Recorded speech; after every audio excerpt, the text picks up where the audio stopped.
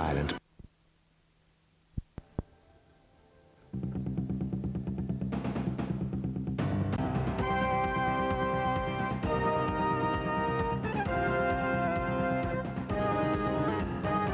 First sign of trouble and you won't know what's hit you.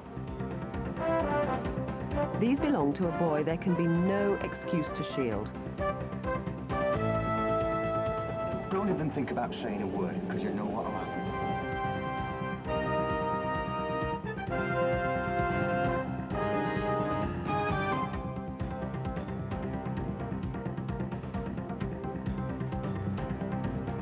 Once again, some great results. Detectives thanking Crimewatch viewers on cases that seemed impossible. Let's hope tonight we don't have last month's problems with the phones as we take you live through some dramatic new appeals. We start with a double murder, and one that leaves a chilling impression because it may not be an isolated crime. Perhaps the killer has shown lethal violence before, and the intense fear is he may do so again. Connie Sheridan and her daughter Jan were stabbed to death 10 weeks ago at their home in a remote part of the fens on the Cambridge and Norfolk border. They lived on the outskirts of the village of Upwell, breeding whippets. And though they were on good terms with another dog breeder who lived not far away, Connie and her daughter lived a fairly isolated life.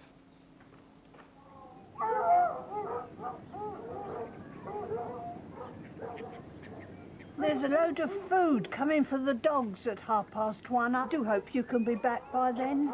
My legs are not so good today, you know. And I don't want to be here on my own when they come. Not when I'm feeling so shaky. I'll be back before then.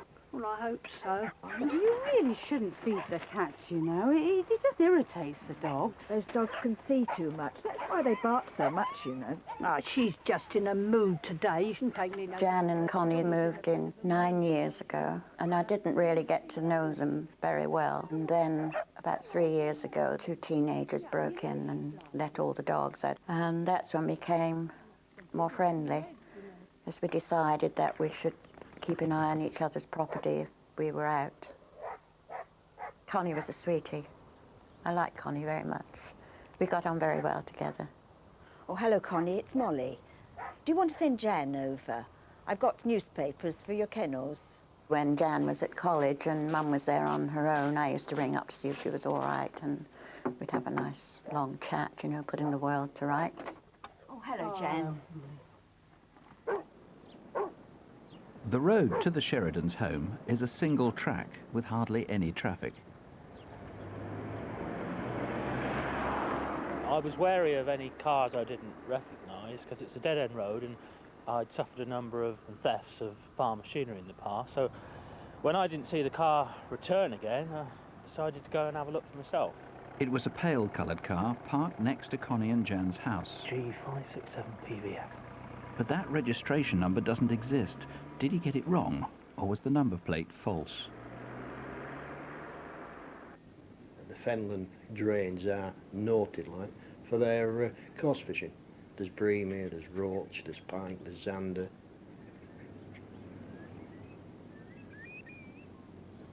I'd seen her out walking the dogs on a regular basis, and on the Thursday we were actually packing up to go home. Good morning. Morning. There were other fishermen at Pingle Bridge in early January. Were you there?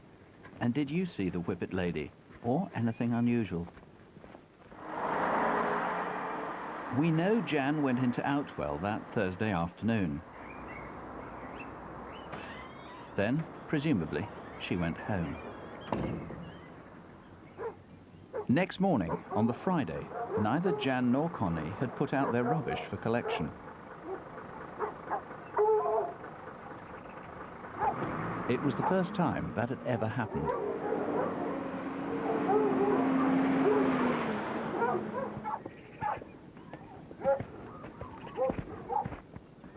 Jan used to collect my dog well on a Friday. Sometimes it would be a Saturday. And of course that weekend it didn't come. Hello, this is the Sheridan residence. Please leave a message after. My friends came to pick me up on the Saturday, about midday. When we drove past, I noticed that the curtains were still partially across.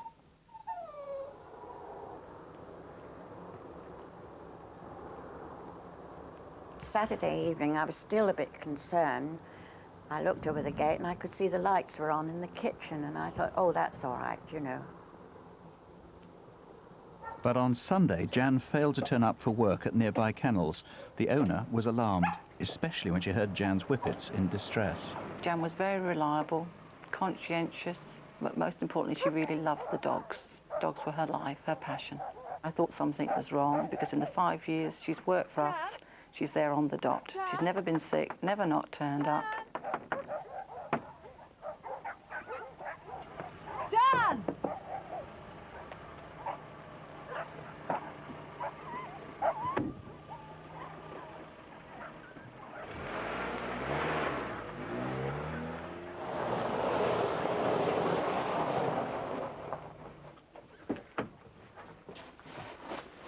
Have you seen Jan today?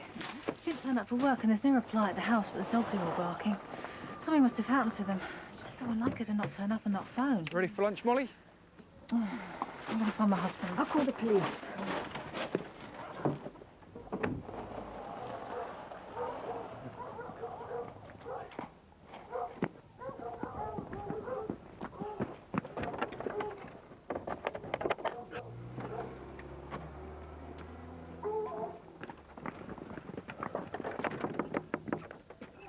Jan, Connie. We better wait for the police. The smell and the baying of the dogs made it clear that something terrible had happened. I still feel they're there. It's just like a bad dream, you know. I can't imagine that they're not there. I'm still going to do things like ring them up and say I'm going out, or coming back from shopping, I don't see Jan's car, and I think, oh, Jan's gone out, and these silly things. And then I say to myself, oh, I must let Connie know that. I think, oh, stop being so stupid. I mean, you think you'll probably wake up and they'll be there. Paul Chapman, in this truly awful crime, you've been investigating for 10 weeks. You've never divulged the motive. What do you think it is? We're unclear on the motive. It isn't clear by any means, but we're, at this 10 weeks into the inquiry, we think the motive is actually sexual. And given how isolated their house is, down this dead-end lane, is it somebody who's local? It's undoubtedly somebody who currently lives locally, or somebody who perhaps in the past has lived in that locality, has got some very, very good local knowledge. If you know the area, you just wouldn't stumble across Janice and Constance's cottage. It is very, very isolated. Do you suspect they might also have known either Jan, or, well, either of them, either Connie or Jan? Yes, if it isn't somebody living locally or has lived locally, it's somebody who's particularly targeted these two ladies. Now, if you've got somebody who is perhaps sexually rather odd, I mean, with all that implies, someone who would murder, I mean, that's not anything you'd imagine of a relative or a friend. Put all this together, grey car, silver grey car, is that connected? Yes, we're fairly sure it is. This is a vehicle which was seen by a witness in a farm access immediately next door. You're not sure what sort of car it is, are you? We're not. I mean, the witness describes the vehicle as being possibly grey or silver in colour, certainly light coloured, saloon or hatchback, and around about a medium size. If you're the brother, sister, flatmate, if you've been a former cellmate, if he's been in prison, if you're an uncle of the offender, is there anything you'd notice about him? I'd like people to think very, very carefully about somebody close to them in the days leading up to and after the murders of Constance and Janice. This is at the end of the first week of January? That's right. Did you notice some change in their behaviour? Perhaps they were traumatised. Perhaps they were actually suffering from some type of stress. And of course, we mustn't forget that after the murders, the offender may well have been bloodstained. They may have washed clothing, which is totally out of character. Or, of course, they could have discarded clothing. And the offender might have been in the house for quite some time, so he might have been away from his home or from even his place of work for many, many hours. That's a possibility. In fact, hours running into perhaps a day. Now, look, let's go back to this car, because obviously it's terribly important, at least to eliminate. Yes, it is. The witness, this is the number that he remembered, and it's probably that he transposed a couple of... he was remembered for quite a long time, transposed a number or two. Yeah. But somebody's got a car with a number plate like that. Yes, it's likely that that index number has either been remembered slightly incorrectly, but of course we can't rule out the possibility that it's a false number. And that actually adds weight to the fact that this is a premeditated crime. Now, a lot of people knew the Whippet lady, and I know you want to contact anybody who knew Jan or who knew Connie. A terrible, terrible crime, this. That's right, we're looking to local people to provide us with information. People who were visiting the area, and they would include fishermen fishing for pike and sander in the near waterways, and also people within the Whippet community. Their whole lives revolved around their love of breeding and showing Whippets. Nationally, they travelled the country doing this. OK, well, even if you don't think you've got a crucial clue, Paul Chapman and his colleagues really need all the help they can get in this one. Please ring if there's anything that rings a bell. There's a reward up to £25,000, but of course there's much more at stake than that. Crimewatch is live, the number is free, 0500 600 600, and there are more detectives, not only here, but standing by in Norfolk, and they're on 01553 665 000. That's Kings Lynn, 665 000. Calls to Crimewatch really work.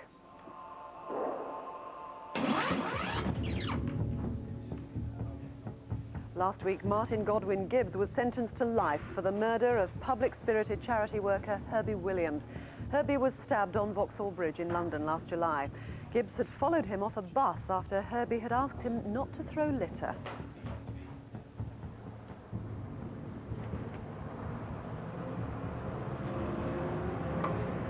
You really shouldn't do that, you know. Leave me alone! Leave me alone! You don't have to behave that way. Leave me alone! Well, after this reconstruction in September, detectives said Crimewatch viewers came forward with vital evidence, and they pass on their thanks to everyone who called in.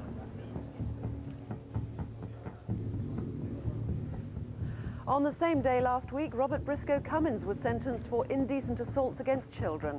Again, it was call from Crimewatch viewers that cracked that case. And you might remember the two men police wanted to trace outside a jeweller's in connection with these sledgehammer robberies in Crewe. Well, with your help, they've been completely eliminated from the inquiry. But who are the men in the masks? Please call us if you know. 0500 600 600. Next, the murder of Michael Menson. On our 150th edition, we appealed for information on the musician who 2 years ago was set on fire in Edmonton, North London, in an apparently racist attack. Then last month, we appealed for more information on a phone call that we'd received. 3 men have been charged in connection with Michael's death, 2 of them with his murder.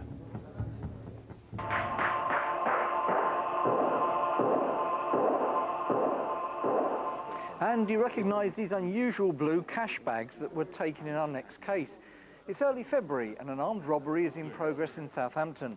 2 men try to hide their faces, but when one of them leaps over the counter, he's caught full frame. Imagine, though, the horror of the cashiers. The robber is in his 20s, 5'9", slim, with short mousy hair and a northern, possibly a Yorkshire accent. 0500 600 600, live here, or Hampshire Police have a special incident room on 01703 335 444. That's Southampton, 335 444.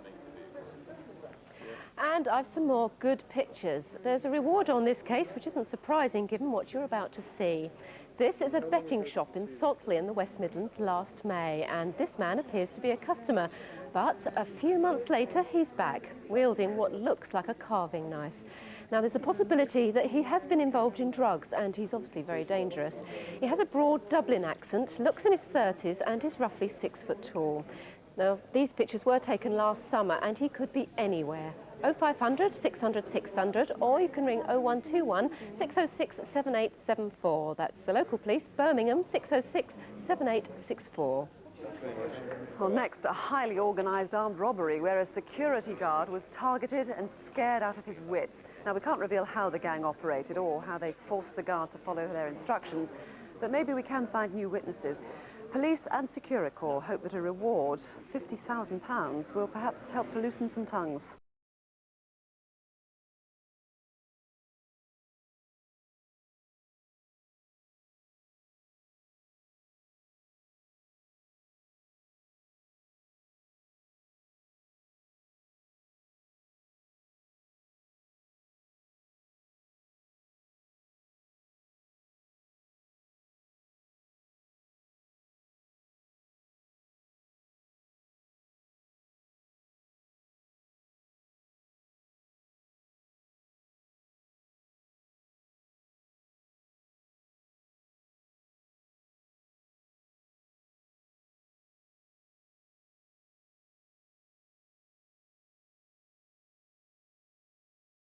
van and do as you're told.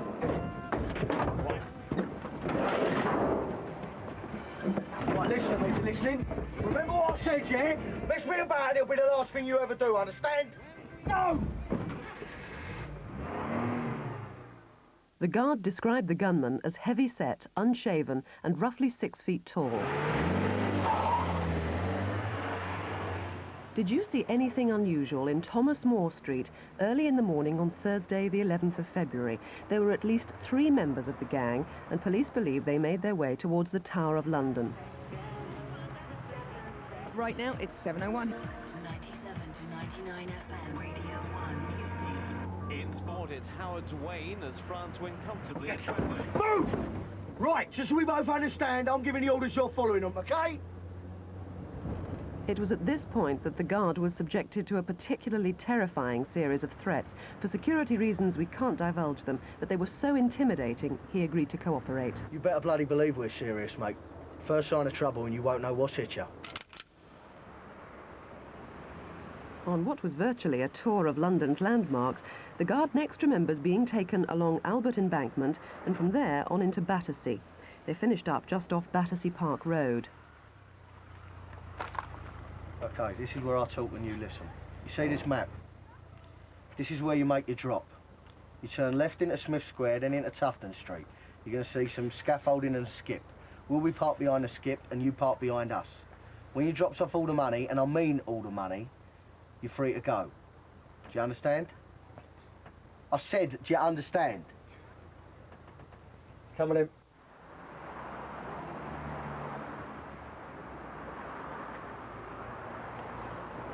Right, out, out. And remember, you call the old builder, next thing you'll be calling is an ambulance, right? Go!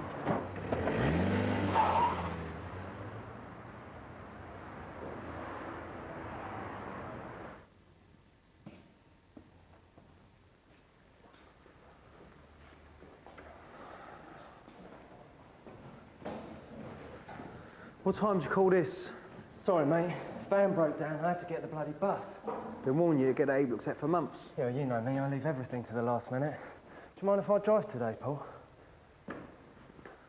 Determined to get behind the wheel one way or the other, aren't you, mate? OK, Damon Hill. Suits me. But you're on the drop tomorrow. Breakdown or no breakdown. Deal? Deal.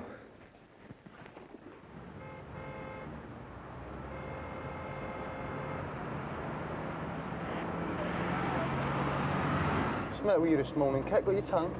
No. You ain't hardly said a word since we left the depot. I just got a lot on my mind. That's all. You know how it is.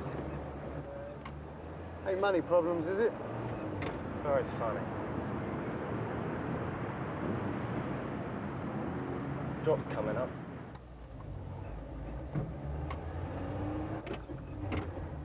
Come on. Out you get.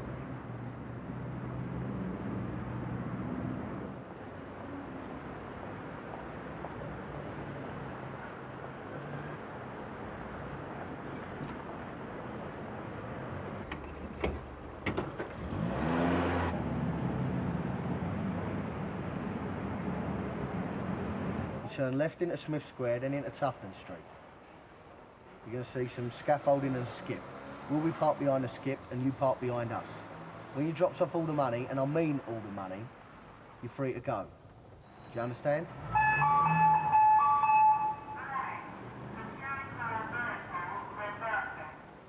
They was all in their clothes, helmets, security written over them. I thought, well, I'm just transferring a certain amount of money over to one to the other.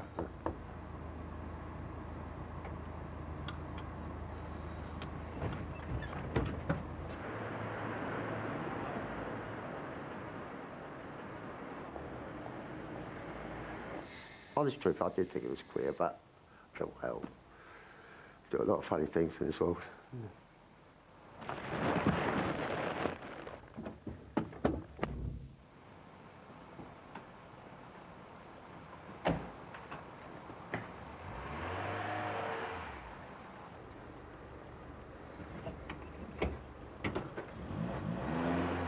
Well, Tony Crofts, we appealed at the beginning for witnesses. I mean, have any come forward to that incident at the beginning of the film that we saw? Yes, we have a witness to the first accident. There was clearly, as you saw in the film, a white Vauxhall, possibly a Cavalier or similar, we appeal for that person to come forward. But I believe that the security vehicle, the small one, was in the area for quite some time. And if it was, there must be other witnesses there as well. This is the Fiesta? Correct, yes. Now, that was quite distinctive, wasn't it, in its way? Very. I mean, it was very professionally done. It was made to look like a real security vehicle. Somebody may well have prepared it and liveried it, in which case I'd like to know about that. Now, it was around for some time where the exchange happened in Tufton Street, near Westminster, or around Westminster. What, about an hour or so you think it might have been there? Possibly longer. So quite noticeable. Yes, certainly there for quite some time. So, I mean, even tourists passing by, because it is quite a busy tourist area. Well, it is. It's just a stone's throw away from the House of Parliament. Tourists may have been in the area at that time.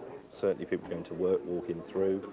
People who perhaps took video that day, I'd ask them to check the video for the 11th of February and see if they've got anything that's relevant to this inquiry. I mean, bearing in mind you don't want umpteen tourist videos sent to you, but if they have anything relevant of that area on the 11th of February, right. Now, what do we know about the men involved then? There's at least 3 men, possibly 4. They're all white men. The attacker, the man who's described as the gunman by the guards, is the principal target. We have an e-fit of him. He's aged approximately 40 to 45, around 6 foot tall. He's quite heavily built. He's got a round, pudgy face, something of a growth, possibly like a wispy beard, a couple of days' growth. And from that, the hair colour we believe is brown with a little grey. Now, the guards' van, the Bedford Blue Rascal van, what happened to that once it was taken away by the robbers? Well, it was last seen by the guard as he was dropped off near his depot at 7:30 in the morning, as you saw from the film. It's then not seen until the 19th of February in a Husky place, just off Long Lane SE1. That's between Borough and Bermondsey. It was in a residence parking bay, and I suspect somebody saw that vehicle being left there. If so, that's very important evidence like that will come forward. So several clues and a £50,000 reward, 0500 600 600. Your call could be worth that. So if you're sitting on some information, that might tempt you. You can ring the flying squad at their headquarters if you prefer, 0171 230 2061. That's 0171 230 2061. Or call Crime Stoppers on 0800 555 111. You can claim the reward and remain anonymous if you prefer.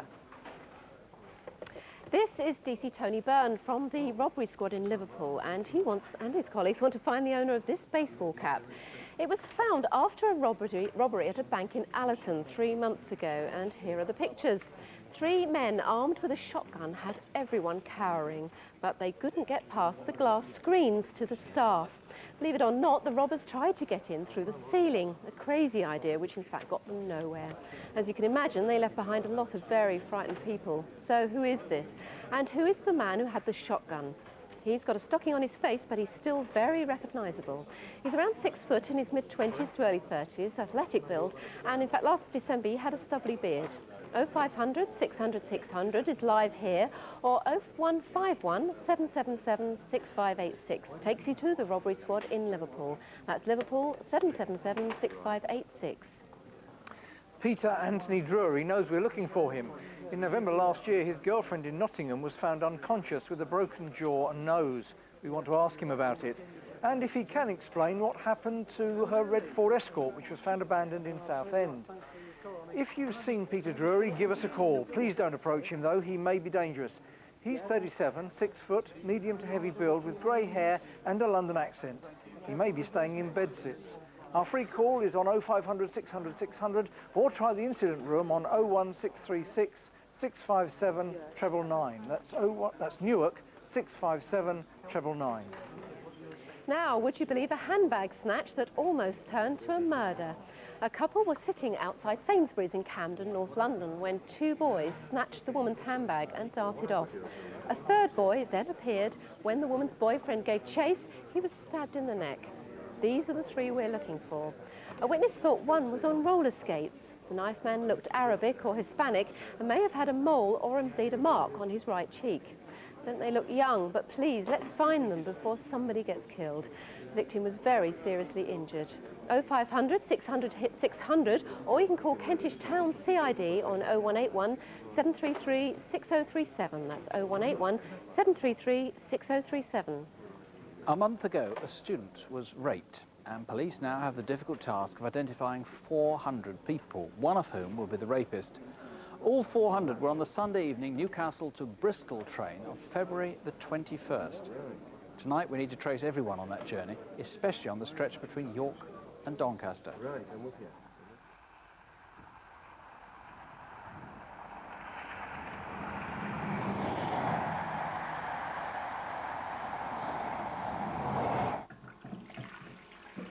can't get to sleep, and then when I do, I'm having terrible nightmares.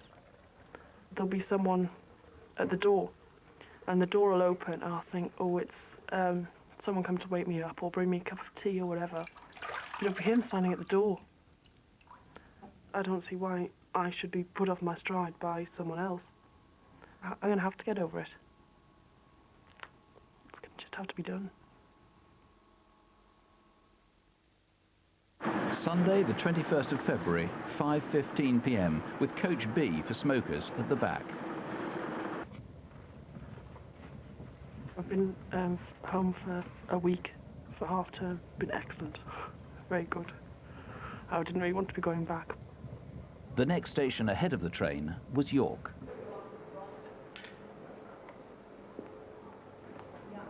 Hiya, Anne. How are things, Anne? Fine, thank you.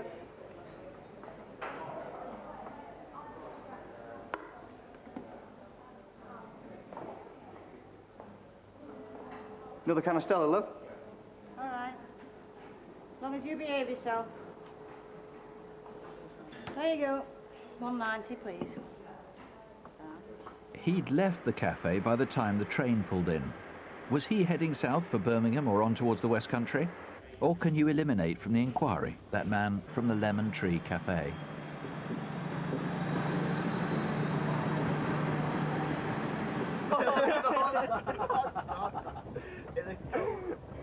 Where'd you get that from? How'd you know that? Where'd you get that from?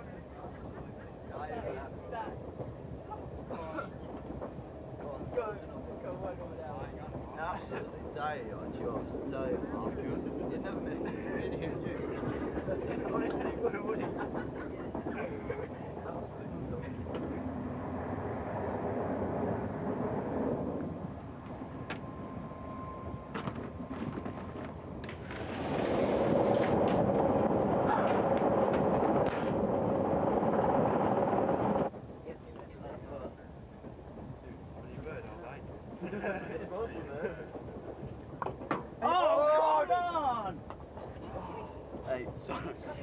Don't even think about saying a word, because you know what'll happen. No, get off! I don't want this! I told you before. Do you not understand? Shut up! I knew it was happening, but at the same time, I didn't believe it. It was almost as if it was a dream, like I was watching myself. I wasn't thinking, or I was just doing, really, what I was told to do.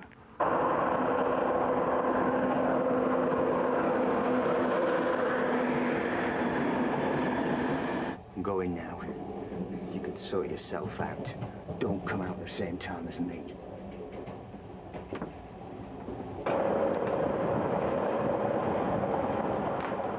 It wasn't an especially unusual face. It was just, he had dark eyes and dark rings under his eyes. I could smell lager on his breath. Service is now approaching Doncaster. Doncaster, next stop. I didn't want to be on the train anymore, in case he was still on there, really.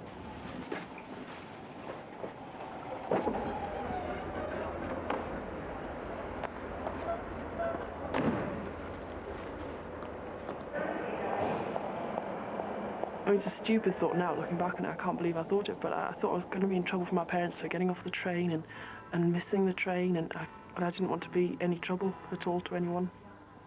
And I thought I could sort it all out myself, but obviously not.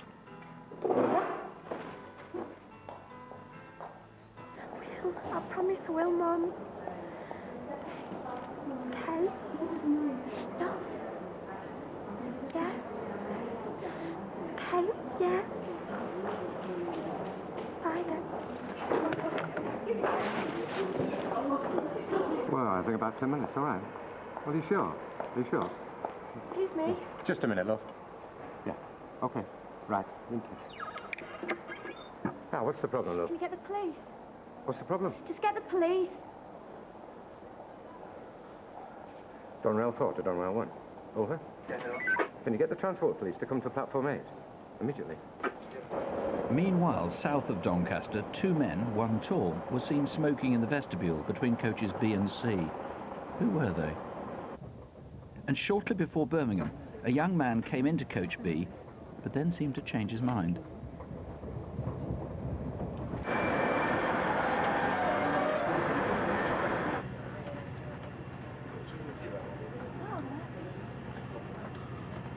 Excuse me, can I have your attention, please? Due to an incident that occurred earlier on this train, we are required to speak to everybody. So it would be appreciated if you could all take a seat.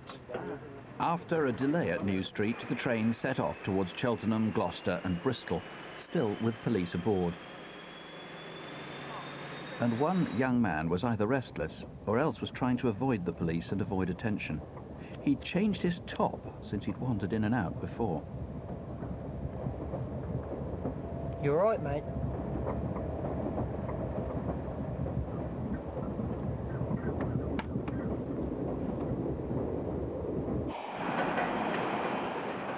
Danny, how many people on the train have you contacted? I know you want to get everybody.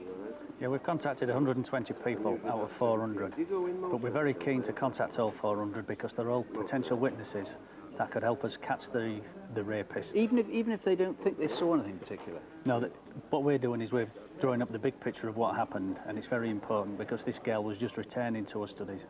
Now, you've got to eliminate those two guys, of course, who were seen smoking together in the vestibule. May have been quite, well, nothing to do with this. Certainly the taller guy, we showed him as ginger-haired. Tell us about him. Yeah, he's described as taller than the other one at about 6'2", possibly a little bit taller. He's got sandy to ginger hair, and obviously they were very close to the scene of the attack. So it's vital that they come forward so we can eliminate them. Yeah, he does. Now we've got a replica of the ring. It's a pretty chunky thing, isn't it? And of the watch. We think the watch was like that. Just tell us about these two. Yeah, the watch is described as similar to the one that the attacker was wearing, and the ring is a very good likeness. The man is described as 5'9", medium build. He's got short dark hair, which is gelled and has a fringe. So if people can focus on that description and this combination, then to come forward. And also, if anybody has recently stopped wearing this combination of ring and watch, or stops us after the programme has been out, then please contact us. Okay, and please, if you're on the train, do give us a call. 0500 600 600 is live to the studio. DI Danny Snee has a team of detectives here, and he's also got colleagues standing by in Doncaster too. They're on a free phone number, 0800 783 1258. And incidentally, Virgin Trains have put up a reward. Well, thankfully, as you can see, our phones are up and running this month, and we have had a lot of people calling in. One or two possible leads on the car found parked near the home of Connie and Janice Sheridan in Norfolk. One person said that he was in the Air Force who thought that a former colleague of his had a car just like the one described. Also, a call naming a boyfriend that Janice used to have, previously unknown to police. A prison officer called in recognising one of the Southampton armed robbers, and a police officer called in, and he thinks that he recognised the main man in the Securicor robbery. So obviously all these need to be followed up, but all very encouraging so far. I am, yes. This is DC Emma Barnett from the Child Protection Unit at Hastings. She's busy on the phone, but she's very anxious to trace this man wanted in connection with child sex offences. Gary Ashley, sometimes known as Gary Terence Thompson. These pictures were found in his flat 19 months ago on the 13th of August. You may know him as a photographer, or perhaps working in a youth club or as a swimming pool attendant. Probably close to children anyway. Tell us where he is on 0500 600 600, free here, or call the Child Protection Unit on 01424 425 000. That's Hastings 425 000. A brave victim snatched this from his attackers, but it's not what he thought, or even what I thought when I first saw it. Believe it or not, it's an unusual cigarette lighter, and we need to trace whose it was and where it's from. It happened on the London Underground at Dollis Hill Station. The victim's just been attacked in an attempted robbery and is lying unconscious as these two walk away. Were they involved? Both are in their early 20s. The one on the right is 5'10" with a slim face and a sharp, neat moustache. The other is 5'8", well built with lots of hair. You might recognise him from the M on his cap. If you do, free call here to the studio, 0500 600 600. And British Transport Police are waiting on 0171 387 0354. That's 0171 387 0354. Well, after the phones broke down last month, we were sadly unable to take very few calls on the murder of 15-year-old Hannah de Turville. She disappeared from Harrow Road in London in January last year. Her body was found on Horsenden Hill later the same month after a call to the lesbian and gay switchboard. Don't worry, this is a confidential service. And you found it? From the concrete post, 150 metres in a southeasterly direction. Down the hill, shrubs begin. Where it levels out, and the body, you say, is in the wooded bit. Now, we still don't know who made that call, but two people who did contact the police are being urged to do so again. They're Steve from Manchester and Kit. Now, this is a very difficult case, so please try and help for the family's sake.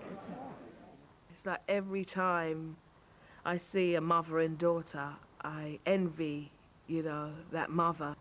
She's still with me, you know, she's as if she's still, you know, here. Then my memories will never fade. She's there.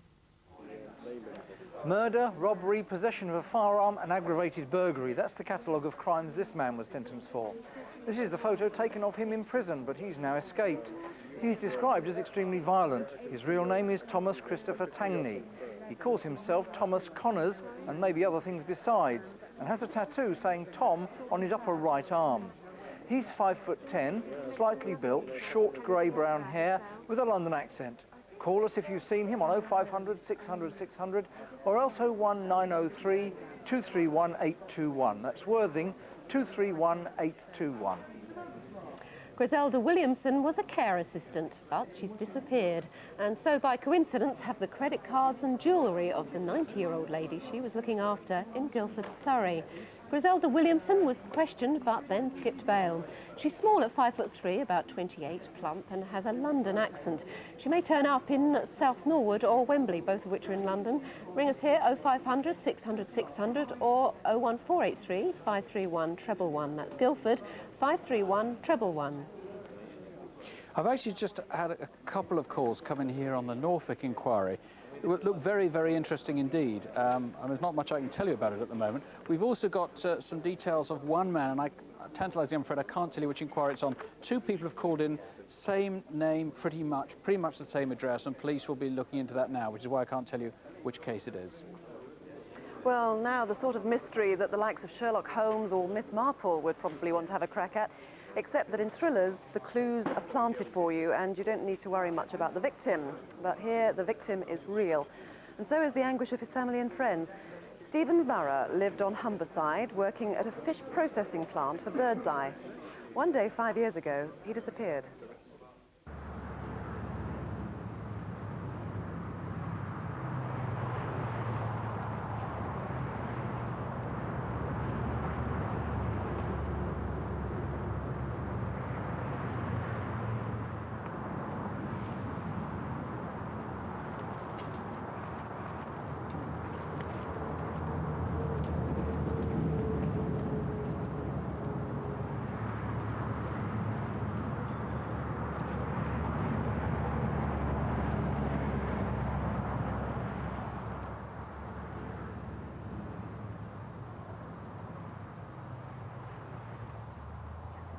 He's got away.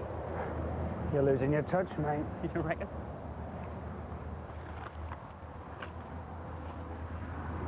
Hey, found an old scarecrow.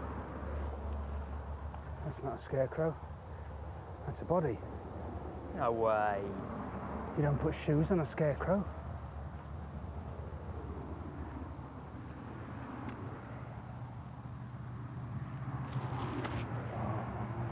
It was a clothed skeleton. I think we'd better call the police. It was stretched out as though in a coffin, but lying in a ditch 30 feet from the A1.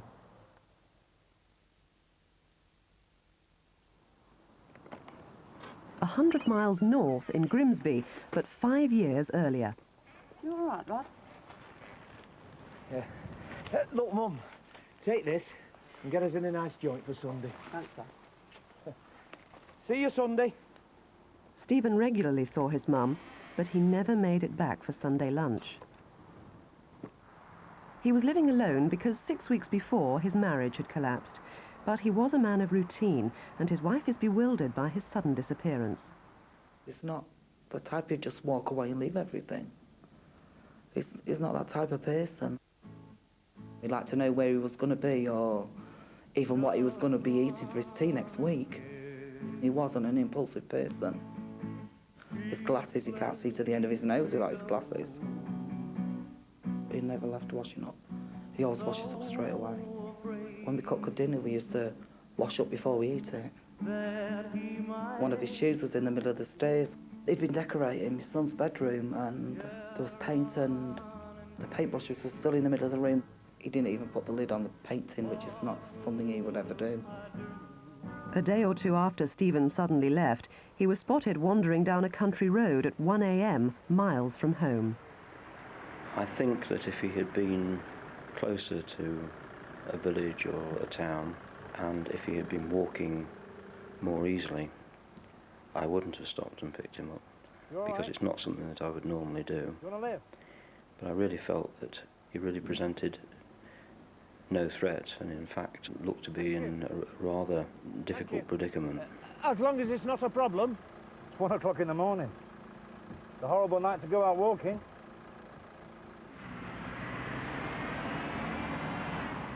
You like the king? You know, Elvis. Roy Orbison.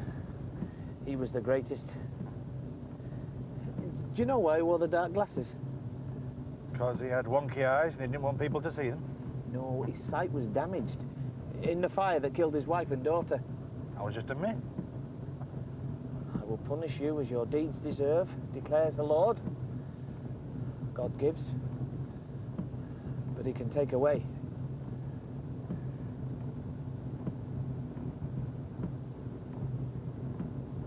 You all right? Things seem to be going wrong at home. The Lord says, I will punish the world for its evil, the wicked for their sins. I think my God's a bit more forgiving than yours. So you decided to take to the road? I'm going to visit some church friends in Peterborough. Their church is on an estate, the other side of the city. Do they know you're coming?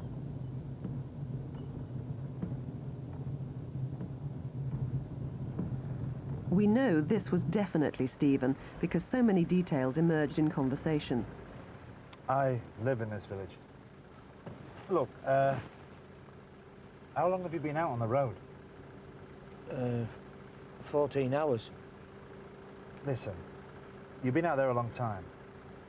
Do you want to come in for a hot drink or something? I don't want to be any trouble. You'll not get another lift. Not this late. Just come in to get warm at least. When I got him home, I felt that he was quite pleased to be there, and he began to relax, so finally he decided to stay. I fixed him up with a sleeping bag on the settee downstairs. When I woke early in the morning, I found the sleeping bag folded up on the settee, and he'd gone.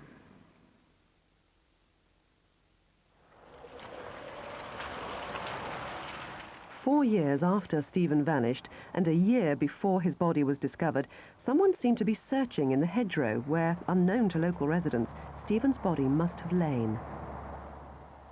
Well, the first car's a sort of Fiat Uno hatchback. That's parked at the end of the field. Right, at the end of the field. Uno hatchback. Anything else? And there's someone walking up and down the hedge shining a torch. And can you see anybody else there at all?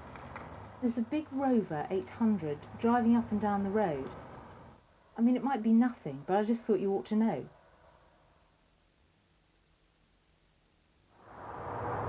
What were they searching for? Had those people simply lost something and had gone back to retrieve it? Who was driving up that muddy track beside this field in Stibbington in October 1997, 12 months before the human remains were found? I do believe Stephen, I just don't want it to be.